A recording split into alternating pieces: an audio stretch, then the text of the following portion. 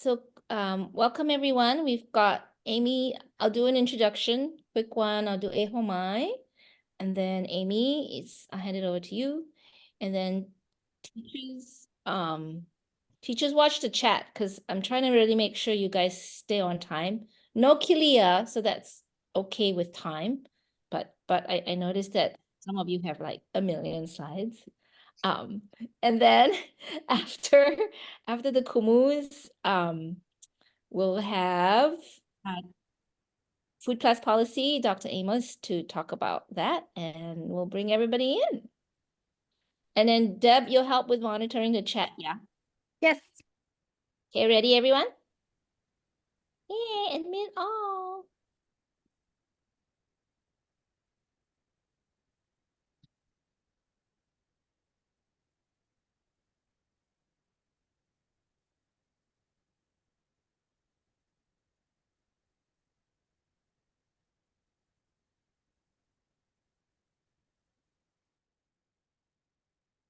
Yay, all right. Aloha, my kako. Half a day from Guam and also Tiro. We've got Kiana also zooming in from Saipan. So we can say aloha, half a day, and Tiro. Welcome, everyone. Yes, thank you, Deb. Please feel free to introduce yourself in the chat, where you are. Oh, we've got people from Lanai City. How exciting. I see some familiar names. So do use the chat to introduce yourself. Let's begin while you're typing in the chat your name and we're letting people in. Let's begin with Ehomai. Just a simple opening. Next slide, please, Liv. Just a simple centering way to bring ourselves here from wherever we're coming from. Class, garden, storm on the way. So let's center ourselves. So I'll go through it 3 times. Ao kau kau. E ho mai ka ike mai luna mai e. Ona mea huna noea ona mele. E ho mai. E ho mai. E ho mai, ka ike mai luna mai e. O na mea huna noea o na mea e. E ho mai, e ho mai, e ho mai, ka ike mai luna mai e. O na mea huna noea o na mele e. E ho mai, e ho mai, e ho mai.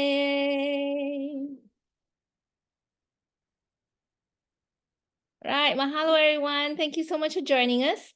My name is Mingwei, and I am a school garden educator, along with many of those of you who are on Zoom with us.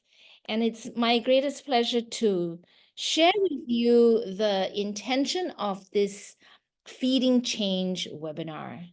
So just really quickly so that we can get into the fun meat of it.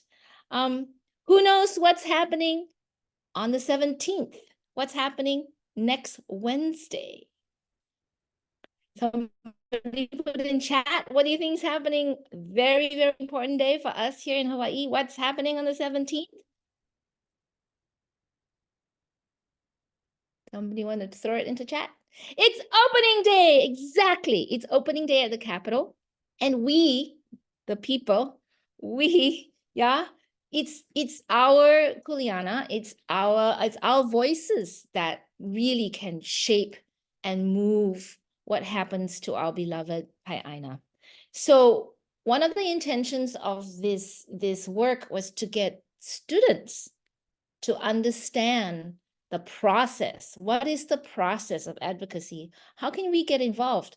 How can we make sure our voices are heard? So that was one of the biggest intentions of this webinar, is to share that. And so to open up, we want to know why. Okay, we're going to hear from Representative Amy Peruso, she's the Wahiwa area and more. But why get involved? You know, some people might be a little disgruntled at the system. Some of us might feel a little betrayed, but let's put some faith and trust in the process. So just to kick us off, why should we get involved in change? Why should we get involved in advocacy? So it's my greatest pleasure to pass the screen, the Zoom on to House Representative Amy Caruso. I think next slide, please. Right. And then, yeah, do we have next? Yeah, great. All right, Amy, I wanted to get jumping in straight to you. So thank you so much for joining us. Over to you. Thank you so much, Mahalo, for that introduction. And I think this is a really big philosophical question. It calls us to examine our motivations and our intent. And I think I'll first speak to the question of why get involved in general, like why participate in politics, in public policy making. And I think the answer for me lies in connection. So connection to others who are making change and really trying to support the community. So it's a way of building community, and whether or not specific policies are passed, from my perspective, the movement is strengthened and developed and, you know, really kind of grown. We grow our foundations when we organize around public policy making and politics. So it may be challenging, but the outcomes go far, far beyond what happens with a specific piece of legislation or you know, even implementation or enforcement of new law. It's really about us and our relationships with each other and how we shape our world. Public policy is a way for us to come together to reshape our world. And I think that this work in particular around food systems, I mean, I know that I'm preaching to the choir here, but food systems is so critical because it clearly touches all of us, and it's very complex. And food systems really brings together our thinking about not only how we source our food, what kinds of food we're consuming and sharing with our families and our classmates in school, or you know, at the university level or in any social setting. What is the quality of the food that we're consuming? And then also kind of what is the cultural connection? What is the cultural connectivity and the grounding that's provided by that food? Because they've actually done work, they've done psychological research that shows that when we are in a communal setting, in a social setting, and we are consuming the same food, there is a community building experience. So people feel more connected when they're consuming the same food. And then those feelings of gratification, of positivity, of contribution to the common good are further strengthened when that food is of higher quality. So I think that in politics, we don't pay enough attention to the impact of our everyday. And there's nothing more basic, more everyday than food. And it's one element of our existence that unites all of us. And it's a way that we can build common ground with people we might not otherwise agree with or even have occasion to connect with, right? We can connect on food because it needs to be important to all of us. And I think from my perspective, I've really been diving deep into the quality of food question. So in my district, we're really deeply impacted by the use of pesticides. So we know not only does the overuse of pesticides really impact the quality of food we're getting, like it sterilizes the soil, but it also leaches down into our water system, affects the quality of the soil, and also leaches into our waterways and into our ocean. So I use that as an example to help folks think about like the interconnected ways that food systems that you can kind of think about food connecting everything. And when we talk about changing our food system, it means we're going to have to change systems of production, not just farming, but processing and cooking. It means we're going to have to change transportation systems. It means we're going to have to change the way in which we think about our relationship with Aina, and to really fundamentally explore what kind of society allows, and what kind of food system allows a society to flourish, and to pursue that flourishing. That's the aspirational possibility of policymaking. And I'm so grateful that everyone's here tonight. I don't want to talk at length because I'm really excited about hearing your presentations. And I'm just really grateful to be in this space. It's been a long day, and yeah, this kind of work gives me a lot of hope. So thank you for having me.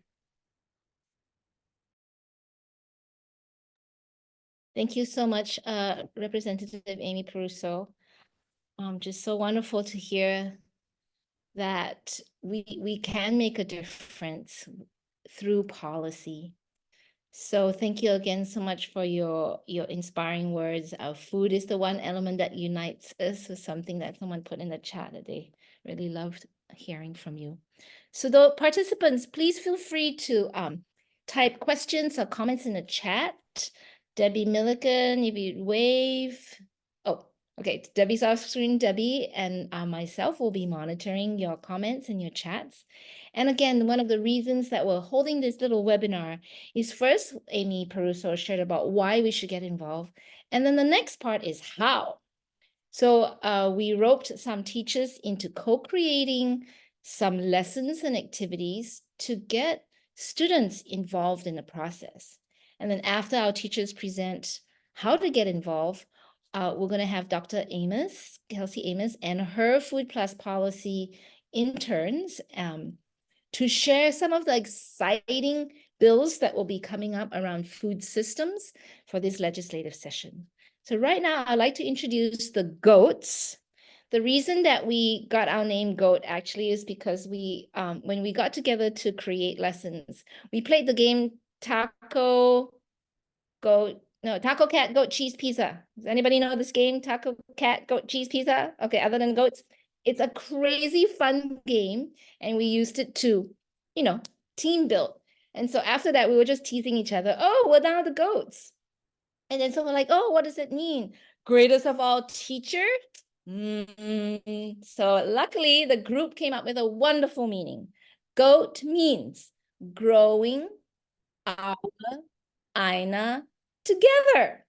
So these are our growing our Aina together teachers.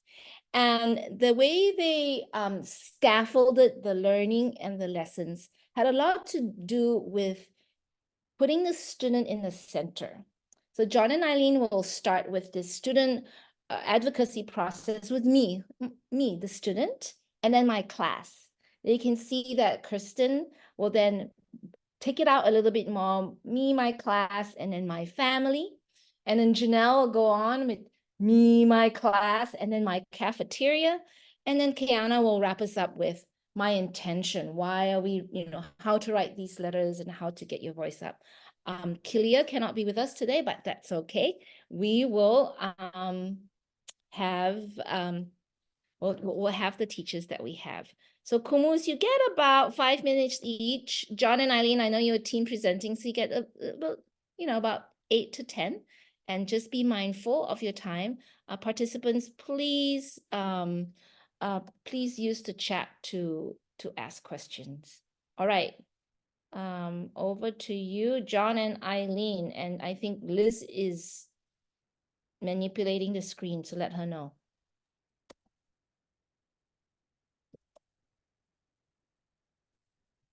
All right. If she's manipulating the screen, if we could, throw them up. All right, awesome. All right, so Eileen and I worked on what we call the school lunch project, and there were kind of like 2 parts. So I'll be kind of introducing part 1, and Eileen will jump in on part 2. So next slide. So the first part deals with local versus imported. Where does school lunch come from? Next slide. So we kind of broke that down into a bunch of steps. I'm going to be honest, Eileen set this whole slideshow up because she's amazing at communicating information. So basically we went through, we started with prior knowledge, like what do we know about local versus imported food? Then we went to previewing school lunch, what's for lunch, predicting our lunch items, looking at the Hawaii seasonality chart. We're actually going to go through all of this, kind of looking at some things. Then we researched school lunch by interviewing the school's cafeteria managers, fact checking lunch items like locally sourced or imported. Then we did dietary requirements in Hawaii local food system. What should we be eating? Then we went into local versus imported food in Hawaii, like where is food in Hawaii coming from and what are the effects of importing food? And then finally, we reflected on how do you feel about where your school lunch comes from with the students. Next slide. Okay, so we start off with, okay, we need to know what the students know about locally sourced versus imported. So we did a little post-it activity. Next slide. And this is just an example of kind of what came out. This is from Eileen's classroom. Can I say a word about it? Yep. Or say a quick word. It was really interesting to have the kids kind of share out beforehand what they thought these terms meant. Because in terms of imported, we had fourth graders saying things like, oh, imported means not healthy. It means pre-made. It means what you need the most, like apples, not ice cream. They literally wrote that. A lot of them kind of concluded it meant brought, which was good. They can't spell that, but they thought it meant brought. Locally sourced brought out kind of answers like maybe resources that we need, or maybe natural, like from the forest or from the wild, maybe healthier. So this was really helpful in illuminating that, like, at whatever the age the kids are at, they might not have the prior knowledge for understanding these terms, and it could be good just to get them right, squared away from the start on what the terminology is meaning. Back to you, John. Okay, next slide. Thank you, Eileen. All right, so we had them first kind of take a picture of a school lunch. So this is an example one at Kilauea Elementary on Kauai, where I work. Next slide. This is a fun activity. My students actually help out with serving the food as well as all the other students in 4 to 6. So these are some of my kids working in the actual school lunch, serving school lunches in the cafeteria. Okay, next slide. So this is where they had to pick a school lunch that they wanted to look at. So as you can see, this group chose chili and cheese nachos and had to put down all the items using NutriSlice. Next slide. Something I realized as we were going through this is if we were going to ask them to look at different veggies to substitute in, they needed to understand kind of like, they need to do like a treasure hunt to understand the Hawaii seasonality chart, which is a chart that kind of shows what's available at different times in the year. Next slide. So this is just a student work sample. So I had them look at peak, moderate, and no local availability for a couple things like bananas, papayas, and so on. And then they had to go in and actually answer some questions. Next slide. And then the best part was after we researched all the school lunches and they tried to figure out what was in each of the school lunches, we sent these lunches to our cafeteria manager, who's an awesome man, Kainoa Woodward. He was super helpful. So these are what the students looked at what items are in. Next slide. And this is our awesome cafeteria manager. You can see a great picture of him. And what he did is he actually typed it up for us. I couldn't believe this, and actually shared with my students what was imported and what was local. And he came in and talked to him, as you can see by the awesome picture on the left. Next slide. These are just some great cafeteria. Then we interviewed him, so you can see some questions. One of the questions the students wanted to ask was, what do you like about your job? Is your job exciting? And it was just awesome that he wrote, the most exciting part of my job is when you guys tell us how good the food is and the opportunity to work with you guys. So he's talking about the kids, and he said, my lows are when we're running short on out of product and we have to change the menu items. And then what do you think about our school lunch? He was talking about how his most important thing is making things from scratch. And he's like a chef at heart. Next slide.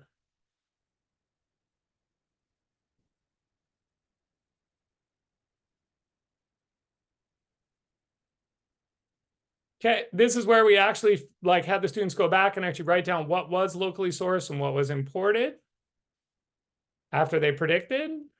Okay, next slide. And this is their reflection at the end in my class. So this is where I kind of picked some. They wanted more local food. They were not surprised that most of their food was imported because it had different languages on some of their food, and they wish they gave more options. Next slide. And then this one, I just like the bottom where it said we should have a bigger garden that we could take food for their lunch. I didn't tell them to say that. I swear I didn't write this one. All right, next one. This is Eileen. She should be jumping in next.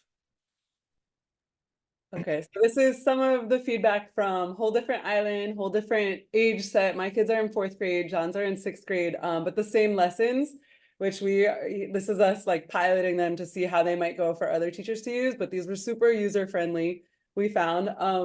My 4th graders did an analysis of that day's school lunch, which happened to be chicken patty, as you can see there, with emoticon mashed potato shapes.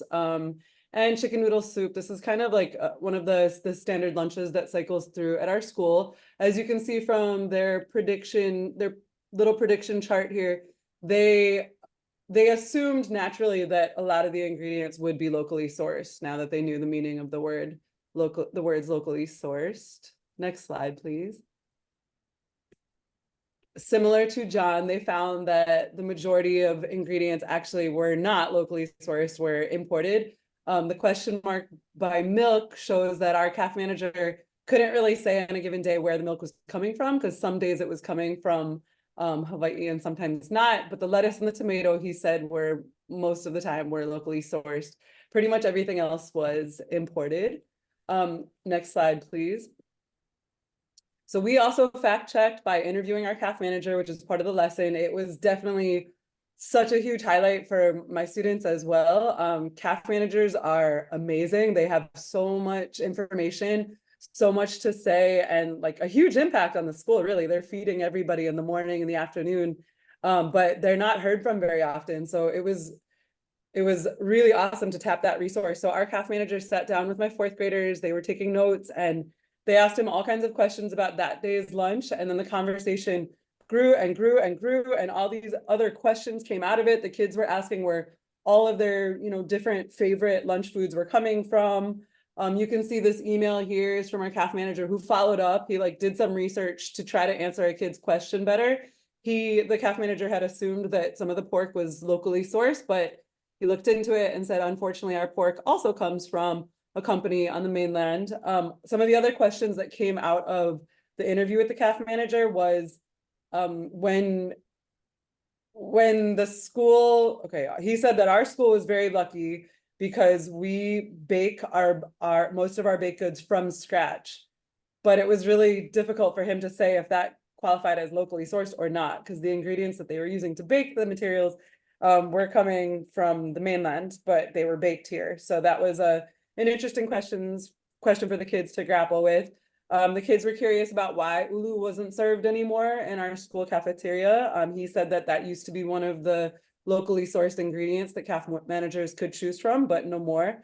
And then this big question came out in their interview with the CAF manager about the cost of foods. He basically helped them to understand that part of the reason why so little food is locally sourced is cost. So that imported foods cost less than locally sourced food. So the kids have definitely been thinking about that a lot.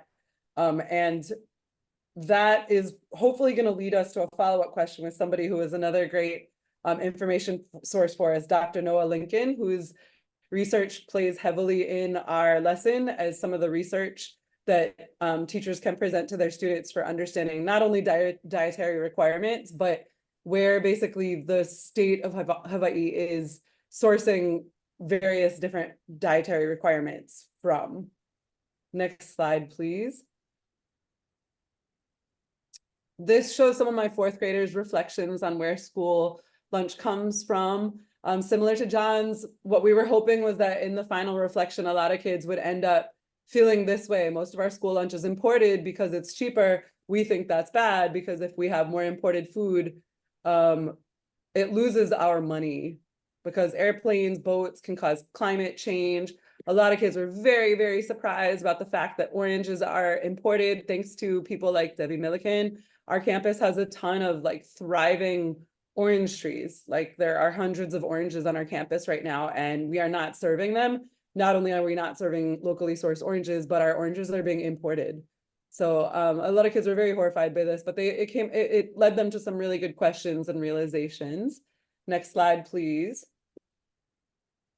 This shows a different set of fourth graders grappling with some of their newfound information about where school lunch is coming from. They're using color coding, I think, to show some of their different reactions, but they're noticing that there are good and bad aspects to, you know, to where the food is coming from, consequences and benefits.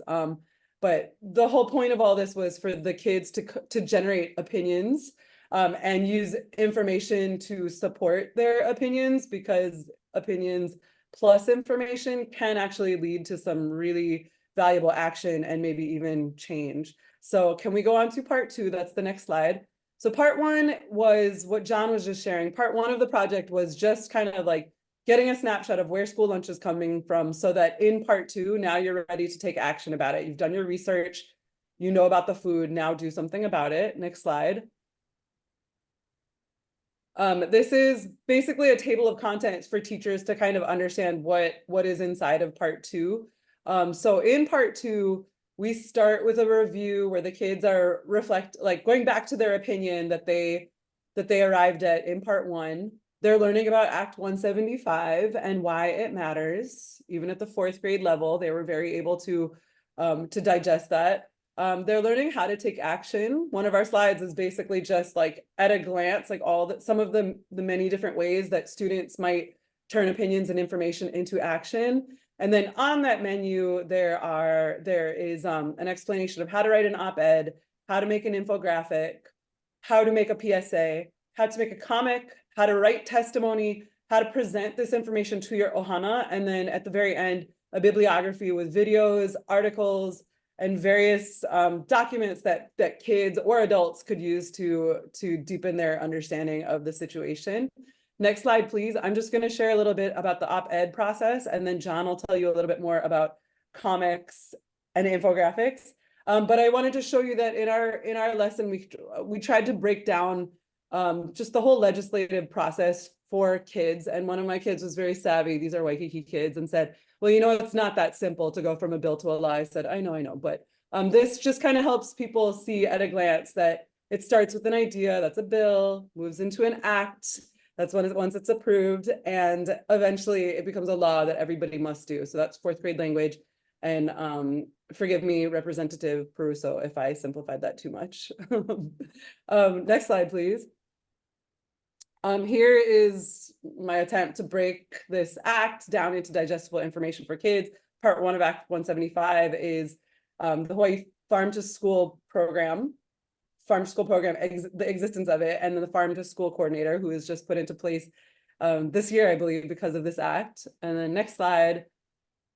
Part 2 is where we're really emphasizing, this is helping the kids to understand that farm to school meals in our school lunches are a really big part of the act, and that the act says, and this is what everybody must do, 30% of food served in public schools shall consist of locally sourced products. So I really wanted the kids to notice that, and they did. They grasped onto that. Next slide, please.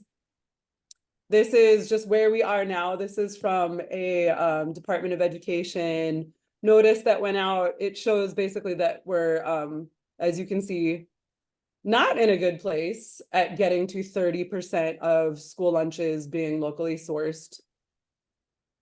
Just a bunch of zeros along the line, 0 point, 0 point, 0 point, 0 point. Next slide, please.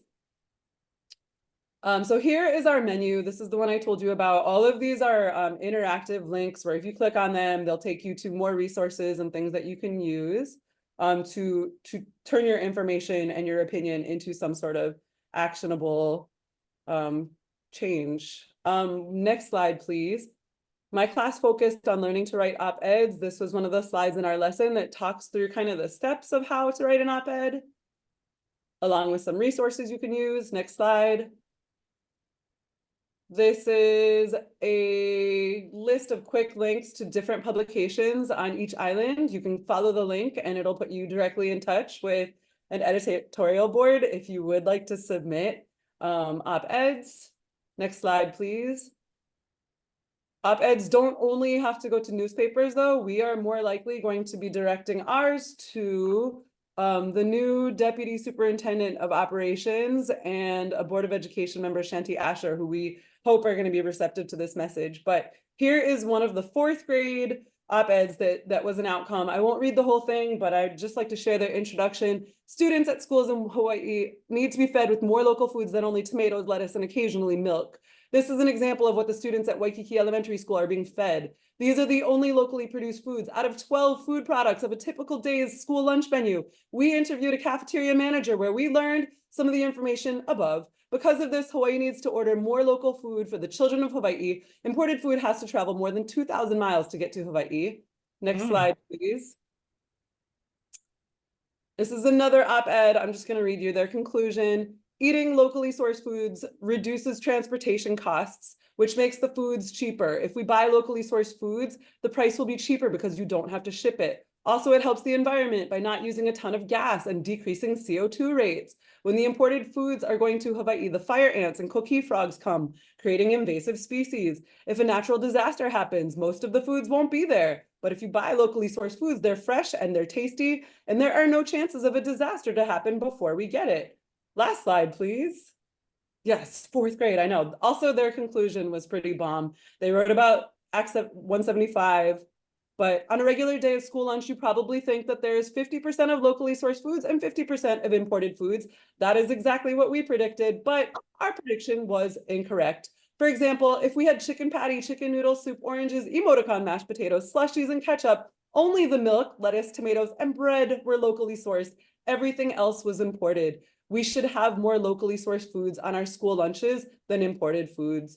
Thank you, everybody. This lesson, it's a winner. It's very user-friendly, and I hope that you too might get your students, your people active in turning their opinions and information into change. There is a next slide, but I want to honor everybody else's time. So I'll just really quick say that the next slide just shows. That's the end of mine. Now it's John.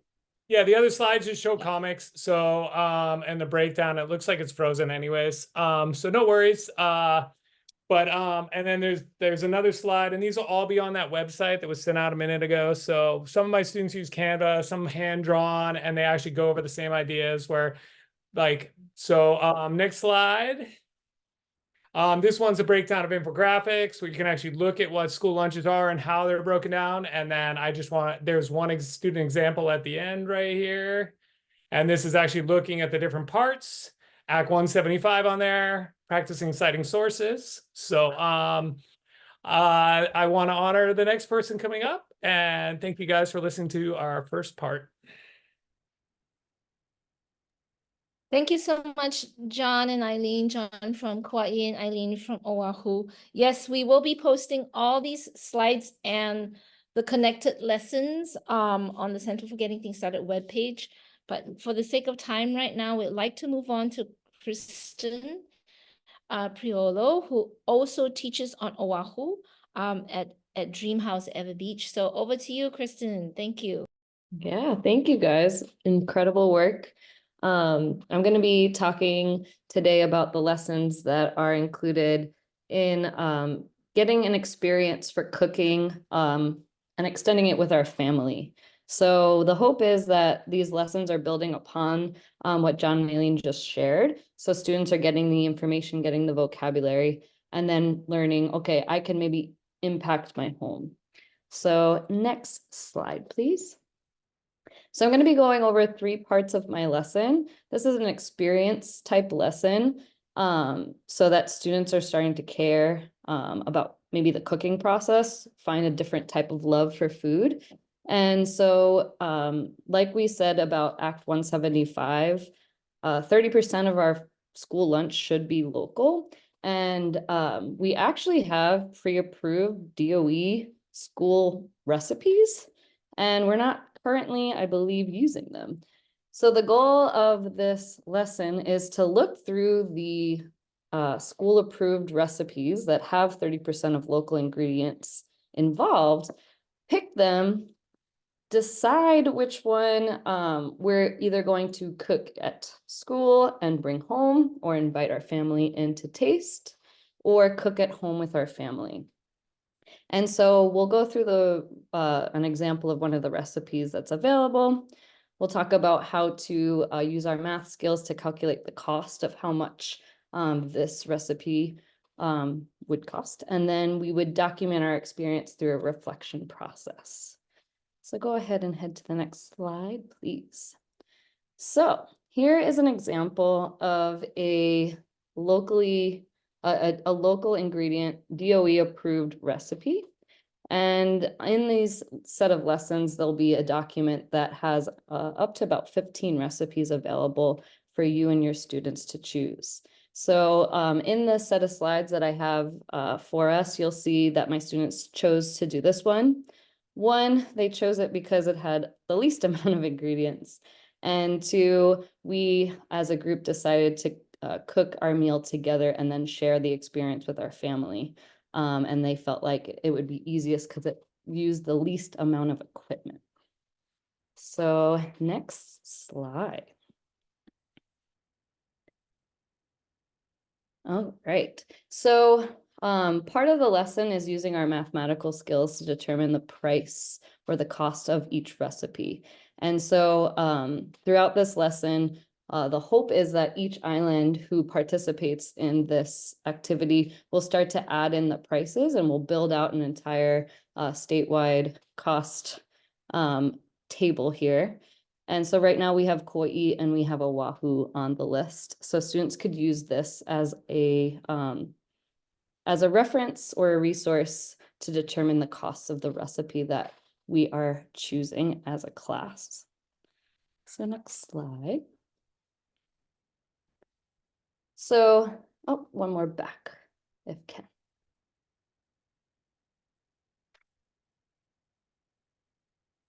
Oh, it froze. Can you go one more forward? Okay, perfect. Thank you. So part of what we as a class need to do is decide. So we have two options. We can either choose to cook this recipe at school and then share that food with our families, or we might say, hey, we want our families to experience a local meal as well. And we actually want to cook this at home, and we want to see if our families are willing to cook this recipe with us. So part of the lesson is for students to come up with the pros and cons of both choices.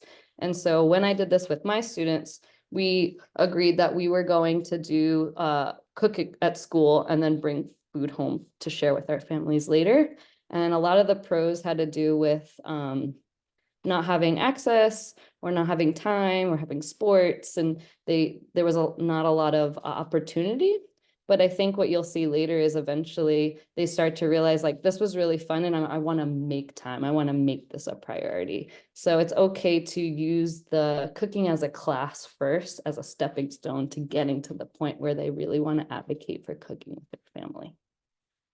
So go ahead to the next slide. So once you, as a teacher, agree with your students how you would like to experience cooking local recipes with either your class or home, you have to start to think about, how are we going to gather our ingredients?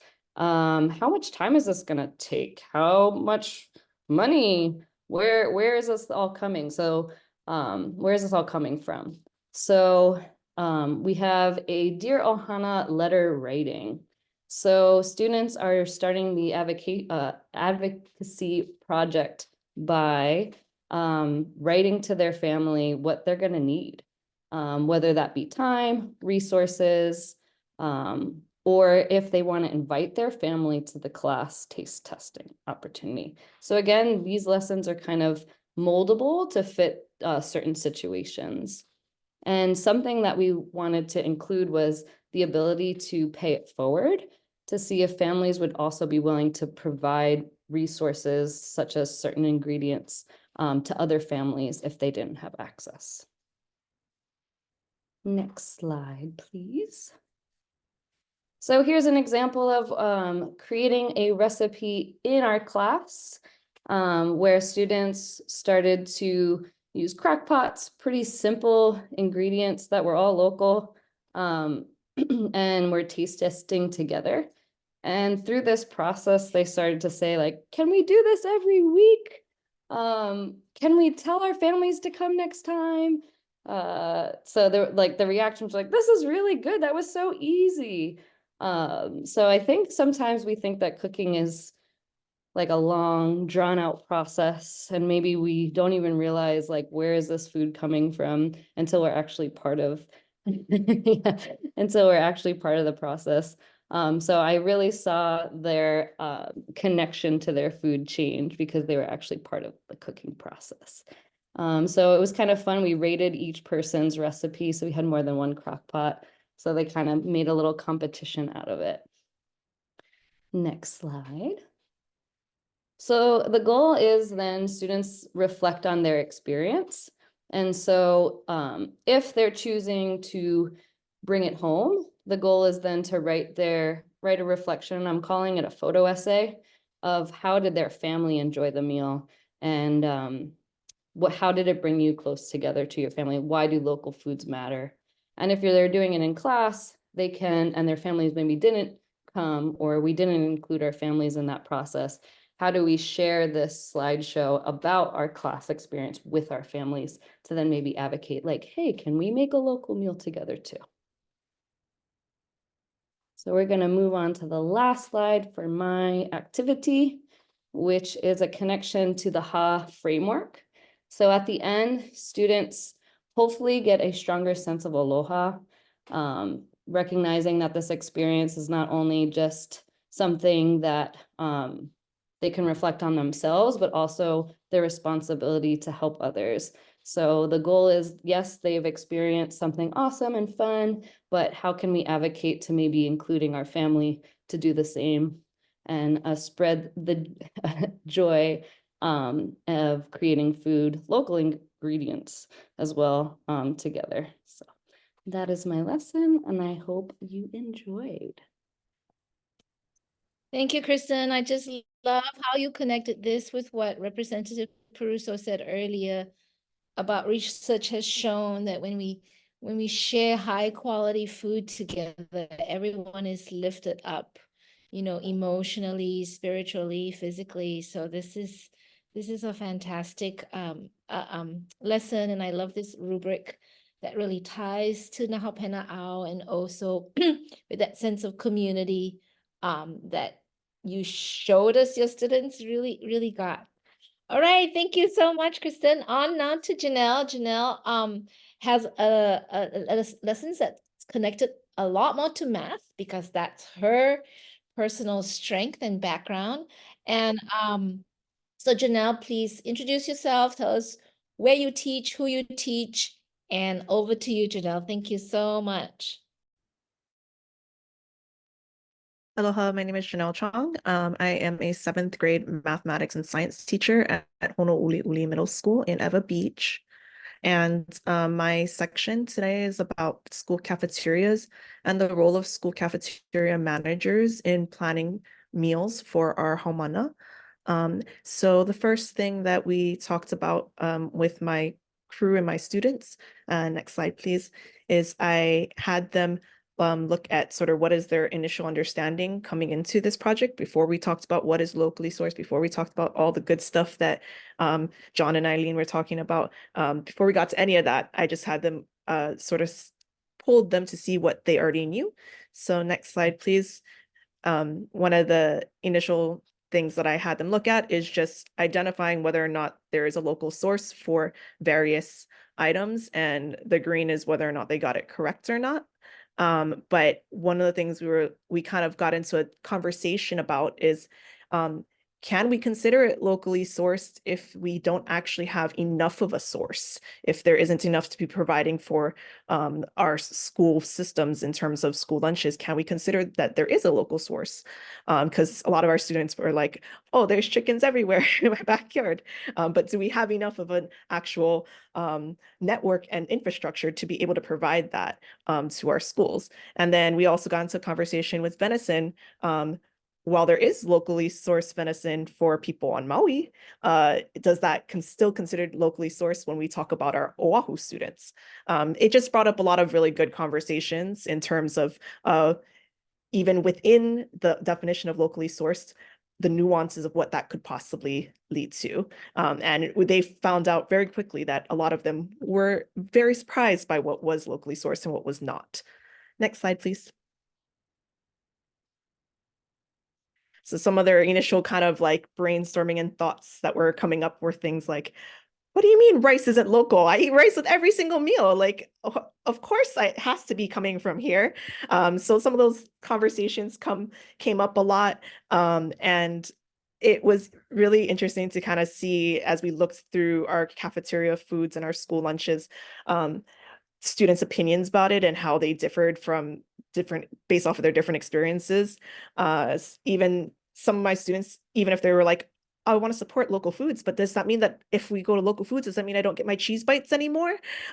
So it brought up conversations about like, how can we still incorporate the foods that we do appreciate and just shift them a little bit to make them a little bit more locally sourced and a little bit more locally oriented. Next slide, please.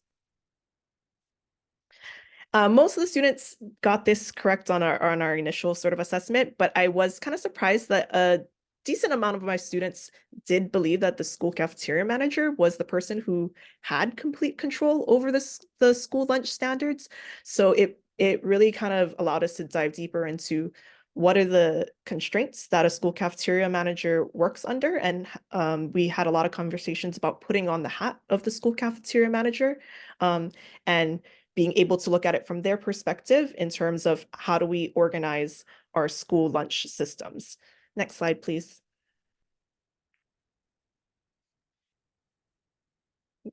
Keep going. So one of the things that we looked at is students looked at what are the nutrition standards, what are the requirements for school lunches, and students looked at the webpage for that and basically sort of summarized it. A lot of them didn't know that there was so many rules involved in terms of what goes into our school lunches. So being able to better understand the rules and requirements for school lunches helped them to, I think, have a little bit more empathy in that, like, with the question of like, why can't we just have such and such my favorite meal all the time? No, we can't do that because we have a lot of other things that we have to abide by. Why can't I have, I don't know, fried chicken every day or whatever it may be? They had these questions and having these conversations about how we create our school lunch systems. This was like a really great starting point for that and just understanding some of the guidelines and dietary restrictions we have here. Next slide. This was not actually initially part of this project, but I just wanted to mention that my students took a huaka'i to Avavale Food Forest with Malama Learning Center, and I had actually scheduled it long before we had joined up with this hui, but it worked out perfectly to kind of really get their brains going in terms of how much food we import here to Hawaii and actually get their hands to Aina to see the work that goes into growing those foods. I think it helped them have a little bit more empathy for our farmers, our local farmers, and the effort and just hard work that goes into producing our food resources that we have here, and helps them to cherish that a little bit more and treat it with a little bit more care. Next slide, please. So as Mingwei mentioned, I am a mathematics teacher by trade. So one of the things that we really looked into is looking at rational numbers and being able to understand if we're trying to get to 30% locally sourced ingredients, what does that actually look like? Getting into the nitty gritty of the numbers when it came to that. So I had them put on the role of somebody who is designing these school lunch menus and taking a look from the cafeteria manager's perspective of what they see in terms of what are the ingredients that go into different dishes, what are then the costs for those ingredients and where we source them from. So part of that was to select 3 school lunches and look at those recipes with a little bit more of a fine-tooth comb, so that they can have that knowledge and data and numbers to back up any sort of advocacy that they might want to do in the future in regards to our school lunches. Next slide, please. So we just started, just kind of like John and Eileen, we took a look at school lunch menus, and we just kind of started to ask some questions, and a lot of the students noticed that, oh, a lot of these school lunches are the same from month to month. We looked at several different months menus together, and they're like, we had this last month as well. We had this dish last month as well. So a lot of those observations and noticings started to come up once we started to look at the menus itself and the actual ingredients that went into them. Next slide, please. From there, students picked lunches to analyze, just like John and Eileen kind of mentioned as well. And with that, they were responsible for taking the school recipes for this lunches and scaling it to match our approximate school lunch count. So our approximate school lunch count was about 450.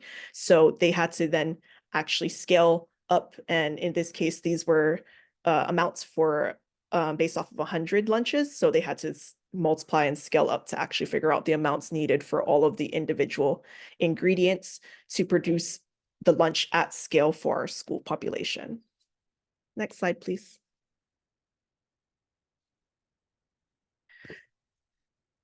Like I mentioned before, I wanted them to kind of get the cafeteria manager's perspective. So I had them actually looking at what the cafeteria manager looks at on their end in terms of school lunches. My brother is a school cafeteria manager. So before I even got to talk to my cafeteria manager at our school, I actually got this from him. But this is the list of sort of all of the recipes of the different things that are made. It also helped to kind of bring up conversations where they recognized that a lot of the things that they were eating in their school lunches were not made from scratch because most of the things didn't have ingredient lists. So they're like, what if it's not on there? Well, that means that we're getting it processed and prepackaged, and in most cases, just heating it up.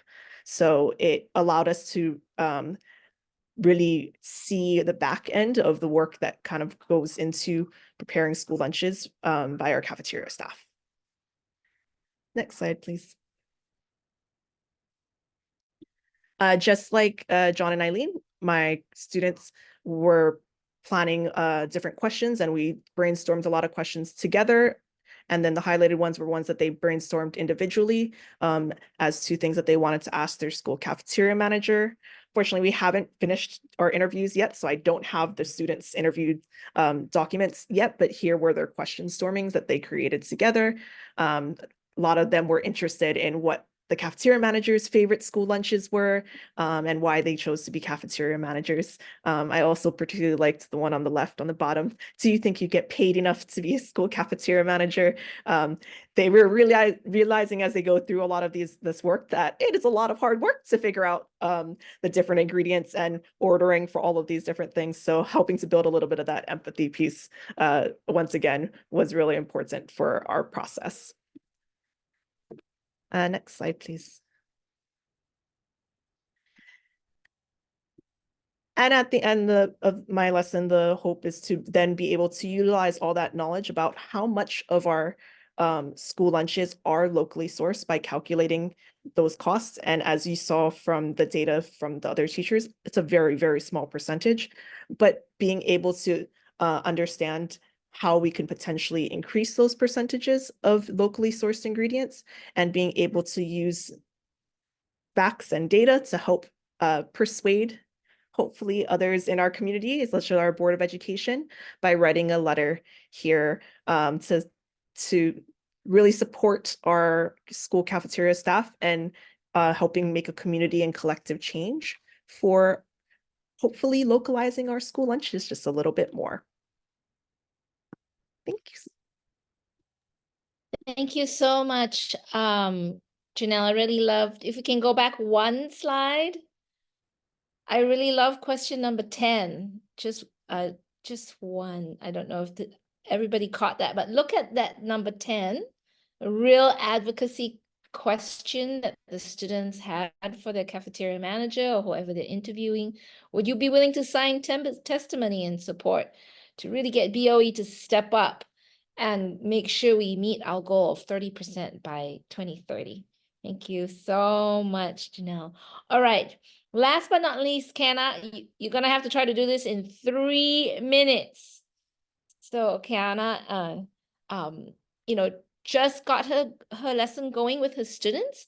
So she will share some of what she's learned. And Kiana, you have 3 minutes. Go for it. Where is she? All right. Yeah. Aloha and hafa day. I'm Kiana. Can you hear me? I'm currently in Saipan, so I don't know, my Wi-Fi is completely good, but we're gonna work with it. How can we support a food system in Hawaii that connects to and sustains AINA? My class has a special opportunity of having a connection to both a fish pond and a community organization called Koivi. So using what we are already doing and building upon that with food, some of the stuff we explored is cooking like a favorite family meal around like the Thanksgiving time, and we cooked ulu chili, we made uwala crunch like as a class. So that was kind of like the introduction to what I used Eileen and John's lesson with what is in our school lunch. And then we looked at the food system, and then moving forward, who and what can support a sustainable food system and what can we do. Okay, next slide.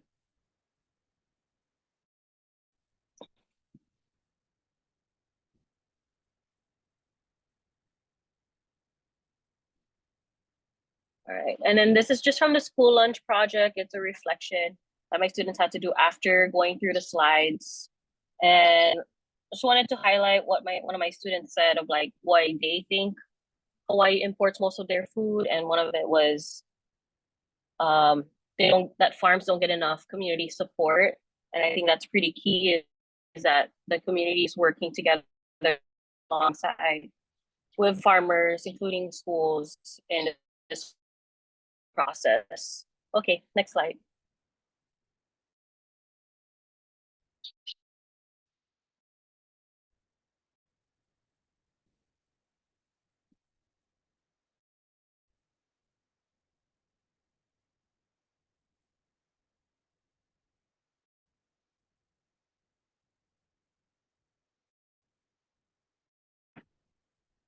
And then again, also asking my students, same as John and Eileen, locally sourced versus putting our knowledge on food systems. And so we started to compare the Ahupua'a system versus what our agricultural system looks like today. And then we completed this worksheet together, going through slides, and how our food system has changed over time. And then next slide.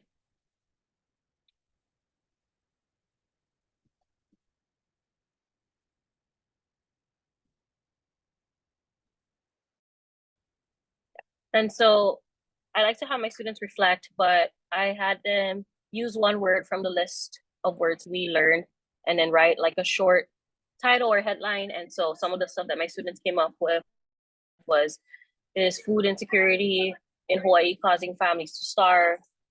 People don't have access to land, and so they can't always be locally sourced. People from all over are suffering from food insecurity. So that was also like their reflection, exit ticket for me to see what they really took away from what we discussed in this lesson.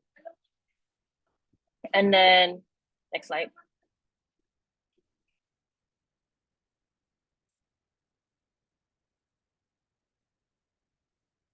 Okay.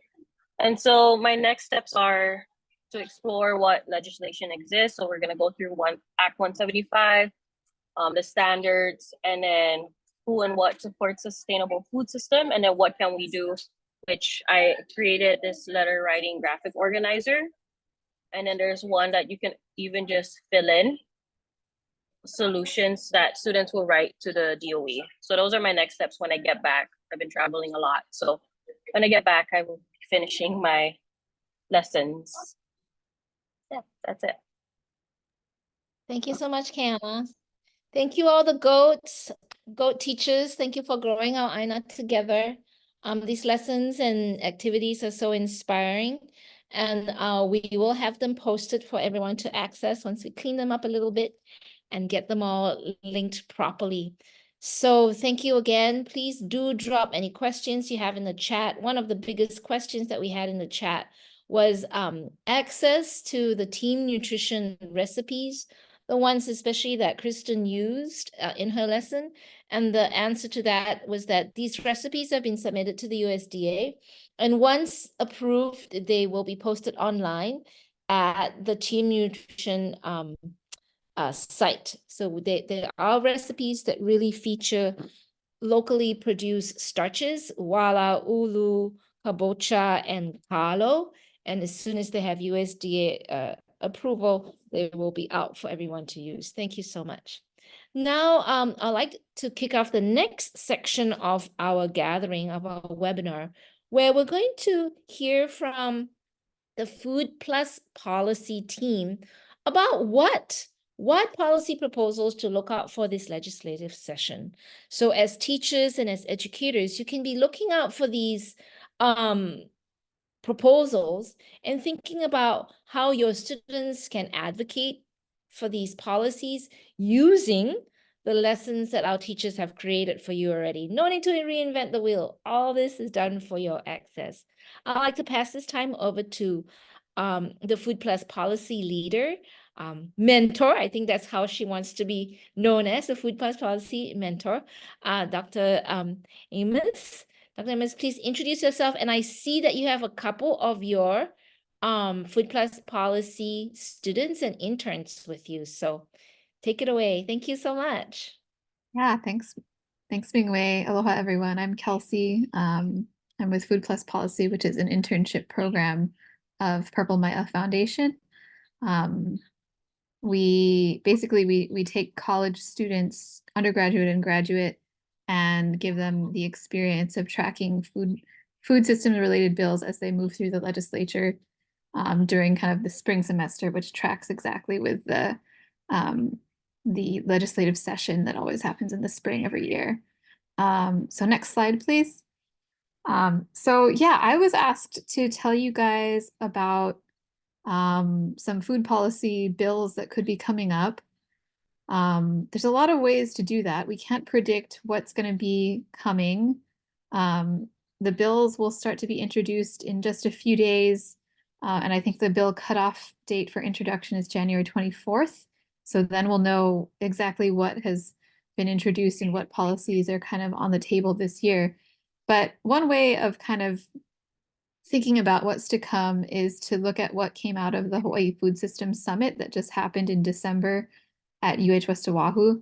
This was a convening of stakeholders from across all of Hawaii to share their priorities and strategies and policy ideas ahead of the legislative session. If you weren't there, if you haven't heard about this, you can check out the recording of parts of the summit anyway. It was 2 days long. It's on OEV TV's YouTube channel. The summit is organized by a group called Transforming Hawaii's Food System Together. Next slide, please. I'm kind of a parallel friend and collaborator of Transforming. I got pulled into helping with some parts of facilitating the summit, but just to let you guys know, Transforming Hawaii's Food System Together is an initiative with a bunch of partners that's trying to build statewide capacity and pave the way for a more sustainable and resilient food system here in Hawaii. They've done a lot of knowledge products and research. They're also trying to articulate policy and planning recommendations. And one of their big focus is institutional purchasing, which includes farm to school. Some of the partners are UH West Oahu Sustainable Community Food Systems, the Hawaii Public Health Institute, the Hawaii Farm to School Hui, and there are several others. I do encourage you to check out their website. The URL is right there. So they organized this summit, and at the summit, folks were asked to share policy areas of interest. We kind of broke out into different groups and kind of talked about them all. And then we were asked to rank kind of our, our level of interest in some of these different policy areas. And we came out with the full ranked list. And I'm just going to talk about the top 5. So next slide, please. Okay, so these were the top 5 policy areas as they were ranked by the participants in the Food Systems Summit in December. Expanding farm to school is #1. Everybody agrees on that, but the hard part is figuring out how to do it and agreeing on how to do it. Another big issue was supporting Indigenous and traditional agricultural practices, increasing food system resilience and disaster preparedness, securing permanent funding for the Double Up Food Bucks program, which is a really great program, and universal free school meals. So there's a bit.ly link right there if you guys want to check it out, bit.ly/infobase2024. This is my personal Food Plus's personal spreadsheet where we have the full ranking of all the policy areas that were discussed at the summit on one of the tabs. And the first tab, I think, in that spreadsheet is where we're going to begin to populate the actual bills that get introduced in 2024 once we know what they are, or the ones that we're following anyway that are food system related. So next slide, please. Okay, so what could this look like in those 5 top areas that folks agreed were really important? We don't know for sure. So what I can show you is bills from 2023 that were related to these areas that will likely see different versions of these kinds of bills and policies introduced in 2024. And we'll find out in just a few days. So bookmark that spreadsheet link because it'll be being updated throughout the session and you'll be able to find out. But so these are some of the bills from last session that they're not the most, after the 30% by 2030 mandate was passed, that was kind of like, you can say it real fast, 30% by 2030, these 3, HB 247, 248, and 249 were some of the bills last year that make smaller changes that are a little bit more in the weeds, a little bit more like you have to kind of know how the DOE is set up and understand the structures of things. But these are all kind of changes that are necessary, I think, to make that 30 by 30 goal possible.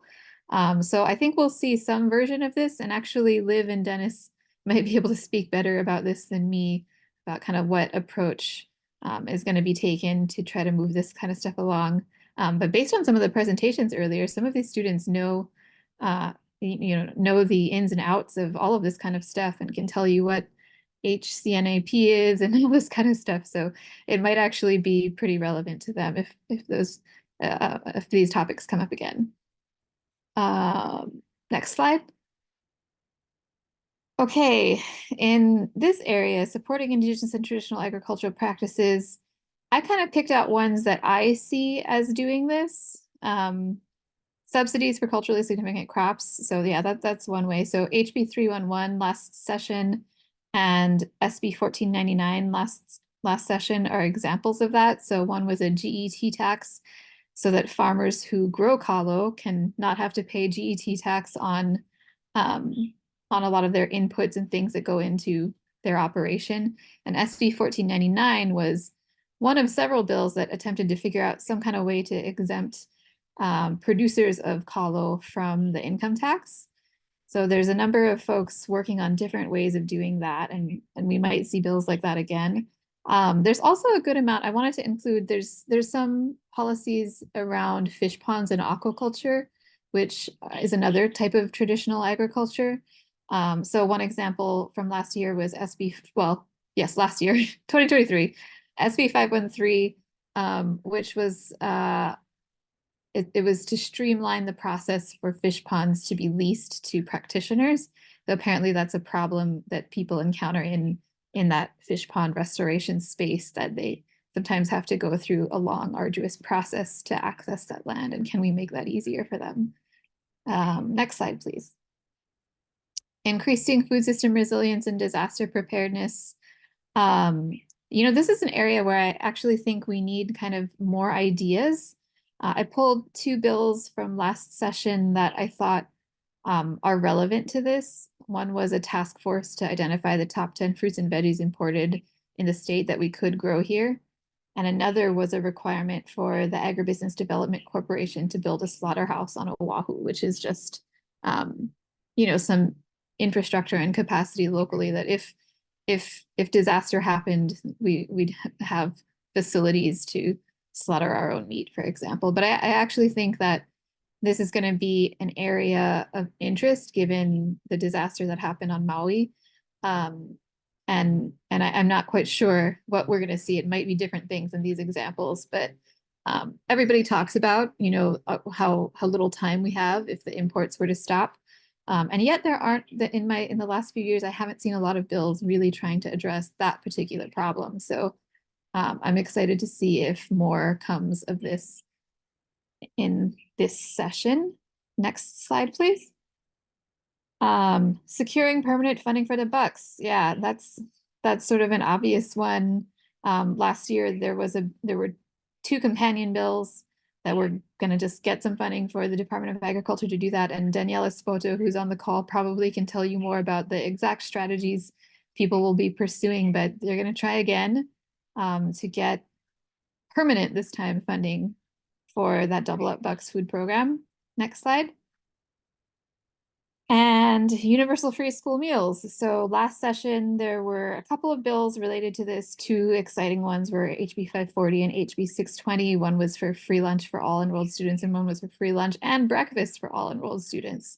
Neither of them made it, but I'm hopeful that similar bills will be introduced again in 2024, and we can all support them. And this is another one that Daniela can tell you more about than me, probably.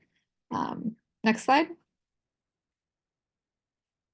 Okay, so those were kind of some of my examples of like what kinds of bills might come up or what has come up in the past. And like I mentioned, it's all about to start as the session starts, so you can keep in touch. So other than bookmarking that spreadsheet, you can also, if you want to sign up for text alerts to find out, I promise I won't spam you too bad, maybe just once a week, letting folks know about opportunities to testify or contact legislators to try to move some good food policy forward. You can text IPONO to 808-320-5091 and then kind of follow the link instructions to sign up.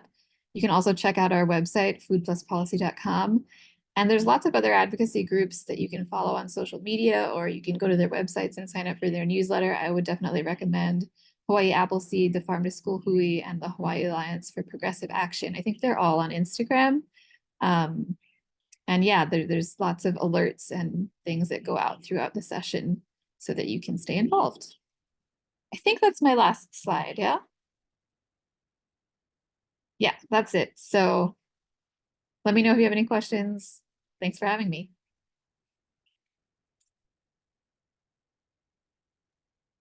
Thanks, Kelsey. We may have just lost Ming Wei. It looked like her video had frozen and then I heard something jump off. Is that true? Thanks so much. I don't see any questions in the chat right now, but we can give everyone a minute. But yeah, I think that the spreadsheet has been super useful in the past couple of years. I know for my work with students too, so I really appreciate all of the work that Food Plus Policy does. And another quick shout out to the Climate Future Forum as well. Kelsey and her team and Liv helps us support high school students as well, getting involved with climate policy around regenerative food systems.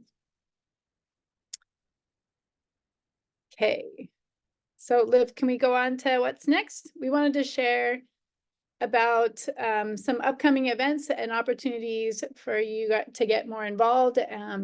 As a follow-up to today's workshop, we simply because of the time, we wanted to give space and time for more discussion among teachers.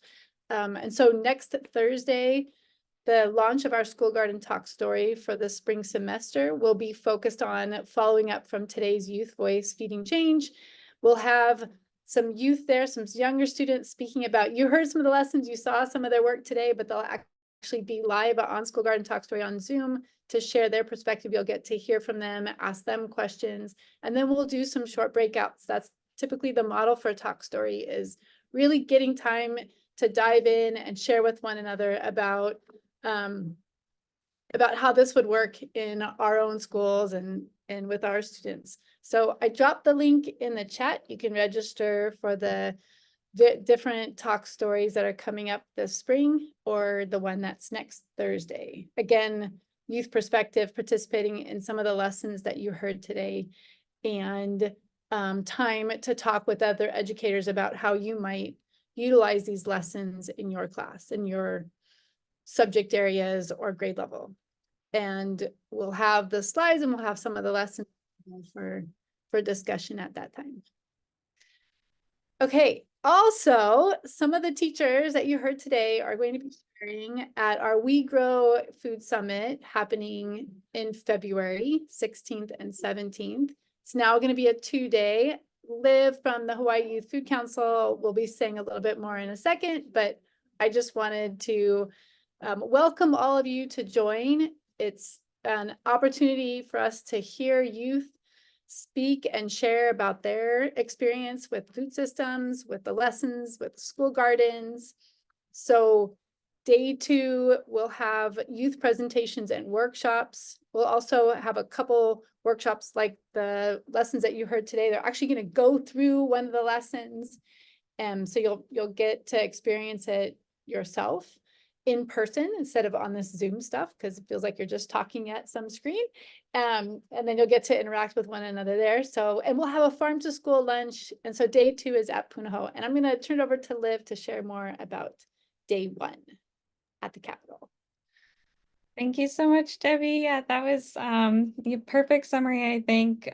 Day 2 at Punahou is going to be this like massive celebration of farm to school and food systems and youth voice. And I day 1 that Friday, February 16th, to, in a very similar vein, except we're going to actually be at the Capitol. And the whole day is really it's supported by our many adult allies, and I just want to put a thanks out there to the Oahu Farm to School Network and the Hawaii Farm to School Hui and Punahou School and all of the adult allies of myriad organizations that are supporting our youth for this event.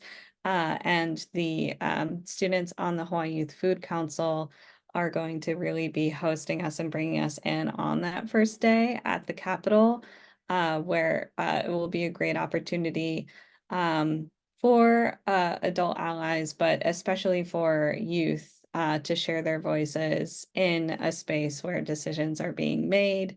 And we're also going to have a really great farm to school meal in the halls of the Capitol and have opportunity for young people to interface directly with their representatives and to have these opportunities. And I think this feeds so well into some of the lesson plans that our GOAT teachers shared earlier, where they can take that and they've been doing this hard work of kind of thinking through their thoughts, and then they can go into the halls of the Capitol and share it live and in person.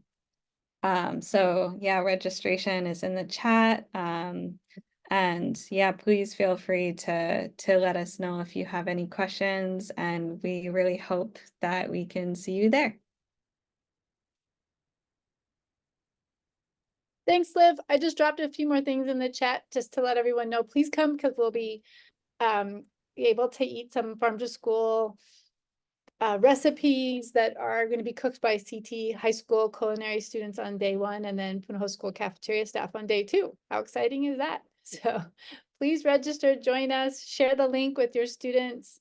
As I mentioned, we have student presenters, but there's still opportunity for students to present as a table display, because we have more space for that. And that'll be during the lunch time from 12 to 2. So if you have students, some of the projects today, we'd love to see them up and have students there talking about their work. And so please just let us know about that piece of it. We, had a call for presenters in the fall. And so again, there's still opportunity for tabling and lots of open space for registrants, from students to come and attend and learn from their peers. And I think, yes, food is the ultimate hook. Enjoy. And I think Mingwei is back. Are you able to close out the webinar today, Mingwei? Yeah, since my internet died, I can't see if there were any dangling questions that we need to address. But if there isn't, okay, no, okay, great. So if there isn't, I'd just like to thank everybody again for attending this. I know this is webinar style and there was a lot of talking at you and throwing information at you, but please do join us for Talk Story on the 18th.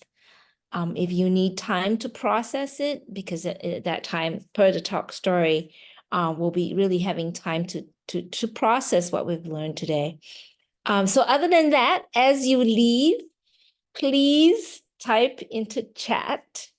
Okay, I don't know if we can find it. If you can remember those 6 nutritional requirements that Janelle shared with us that lunches must have. You can't have trans fat. You want to maximize fresh fruits and vegetables. If you can remember that, as you're leaving, drop into the chat one recipe or one dish you would love to see at your school breakfast or lunch, and that'll be the way we close. So thank you everyone for advocating for school food reform.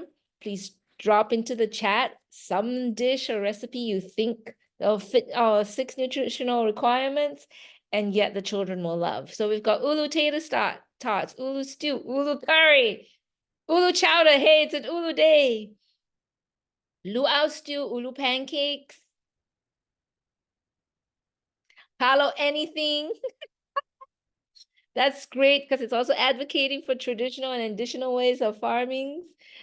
Kalo burgers, yup.